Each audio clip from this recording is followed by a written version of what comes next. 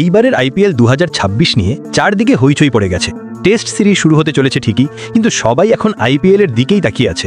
ODI আর T20 series তো শেষ, এখন চোখ সবার কেকেআর এর দিকেই। কারণ একটা বড় খবর এসেছে, কেকেআর তাদের টিমে নিয়ে এসেছে এক দারুণ অভিজ্ঞ মানুষকে। তিনি আর কেউ নন, শেন ওয়াটসন। শেন ওয়াটসনকে কেকেআর নিয়েছে অ্যাসিস্ট্যান্ট কোচ হিসেবে, আর হেড কোচ হচ্ছেন অভিষেক নায়ার। এই দুজনের কম্বিনেশনটা খুব ইন্টারেস্টিং হতে চলেছে, কারণ দুজনেই জানেন কিভাবে একটা দলকে জেতানোর জন্য তৈরি করতে হয়।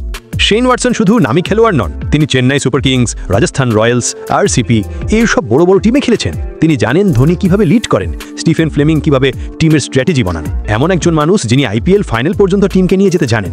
ইভেন যদি নিজে ইনজোর থাকেন তবুও টিমের জন্য কিভাবে কাজ করতে হয় সেটা তার জানা।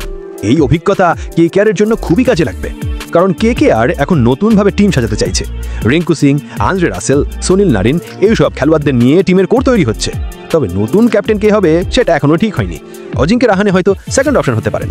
আর একটা বড় খবর, ময়াঙ্ক মার্কান্ডিকে মুম্বাই ইন্ডিয়ান্সে ট্রিট করার কথা চলছে, কারণ কেকেআর তাকে আগের বার নিয়েছিল কিন্তু খেলানোর সুযোগ দেয়নি। মুম্বাই তিনি আগে ভালো খেলেছিলেন, ধোনিকে আউট করে আলোচনায় এসেছিলেন, তাই এবার আবার মুম্বাইয়ে ফিরতে পারেন। এদিকে ভেঙ্কটেশ আইয়ারকে কেকেআর হয়তো রিলিজ করবে, কারণ তার পারফরম্যান্স কতবার খুব ভালো ছিল না। তাকে আবার কম দামে টিমে নেওয়ার চেষ্টা হতে পারে, কিন্তু অন্য টিমও তাকে নিতে চাইবে। সব মিলিয়ে কেকেআর এবার একদম নতুন রূপে মাঠে নামতে চলেছে। শেন ওয়াটসন আর অভিষেক নায়ার এই দুই অভিজ্ঞ কোচের হাত ধরে টিমে নতুন ভাবনা, নতুন স্টাইল আসবে। আর যদি সব ঠিকঠাক চলে তাহলে এইবারে কেকেআর সত্যিই চমকে দিতে পারে। তাই আমি বলবো শেন ওয়াটসনকে নেওয়া কেকেআর এর জন্য একটা স্মার্ট ডিসিশন, কারণ তিনি শুধু খেলোয়াড় নন, তিনি একজন জানেন কিভাবে টিমকে জিততে হয়। এটাই তার আসল শক্তি।